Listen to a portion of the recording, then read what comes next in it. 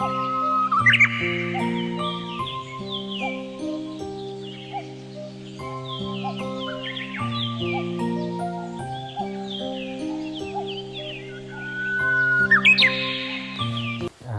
ยดีนะทุกคนวันนี้มารีวิวสโคปแคมป์นะทุกคนนี่สิมารีวิวบนสโคปแคมป์เลยนะเครื่องสั่งมาจากต่างประเทศกับพร้อมกับปืนเนาะตรงนี้มีพร้อมส่งด้วยทุกคนก็มีพร้อมส่งแบบนี้นะแล้วก็พร้อมปืนเทคติคอถังคาร์บอนแบบนี้เลยบริประกอบอะไรอย่างแบบนี่เอามาให้ลูกค้าแคมที่จัดส่งให้ลูกค้าตัวนี้เอามาให้ลูกค้ามาเบิ่งลงเฮาสกูปเฮากองเบิ่งนะจะแจงสำไรกองเฮากาพอดีปานใดเลย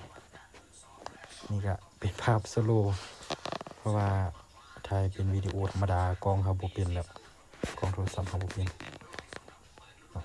จะประมาณนี้แหละทุกคน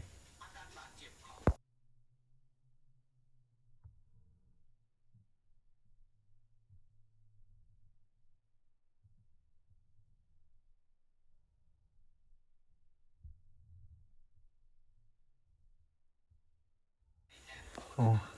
มันจะบ่แจ้งเลยเพราะว่าจับใส่เนาะบ่ได้ติดตั้งละเอียดกองโทรศัพท์ก็บ่ดีปานใดเลยเป็นมัวๆเลยถ้าติดตั้งใส่ละเอียดก็น่าจะแจ้งกว่านี้แหละ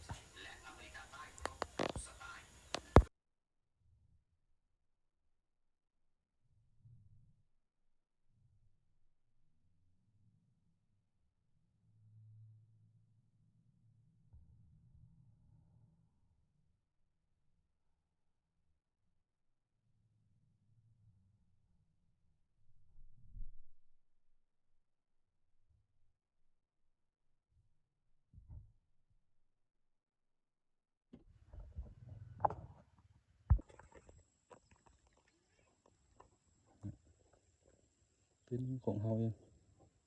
ปืนเนี่ยนะปืนก็มีพร้อมส่งเลยทุกคนเลยสนใจมันติดต่อมาได้ที่เบอร์นี้เลยเบอร์นี้แหละทิ้งเบอร์ป่าไว้คอมเมนต์